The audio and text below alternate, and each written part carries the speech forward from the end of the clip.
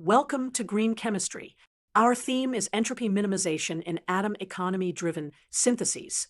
We'll connect chemistry, math, statistics, and clear graphics to build deep intuition. Atom economy measures how many of the atoms from the reactants end up in the desired product.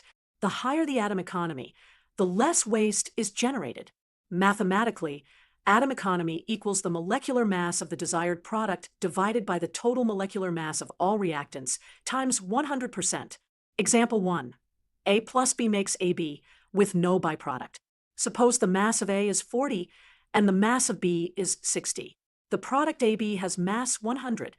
The atom economy is 100 divided by 40 plus 60, which equals 1.0 or 100%. Graphically, all the mass flows into the product and none into waste. Example 2. A plus BC makes AB plus C as a byproduct.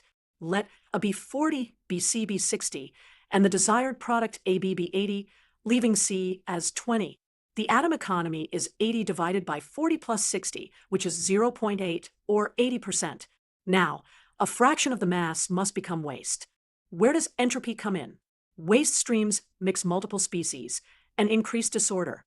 The ideal mixing entropy equals minus r times the sum over x, I times the natural log of xi. Fewer species or more skewed compositions mean a smaller mixing entropy. On the left, one species yields essentially zero mixing entropy. On the right, four equally present species create a larger mixing entropy. A common green chemistry metric is the E factor, kilograms of waste per kilogram of product. In an ideal case with complete conversion and no auxiliaries, the minimum E factor is approximately 1 minus atom economy divided by atom economy. As atom economy approaches 1, the minimum E factor approaches 0. Here is the curve of E minimum equals 1 minus A divided by A as it goes from 0.2 to 1.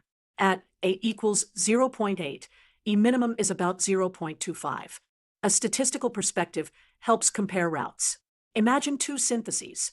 Route A tends to have higher atom economy values and route B lower values. Using the ideal relation, route A yields a lower average E factor than route B. We visualize this with a simple bar chart of average E factors for the two routes. A clean case study uses hydrogen and oxygen. 2H2 plus O2 makes 2H2O, water with no byproduct.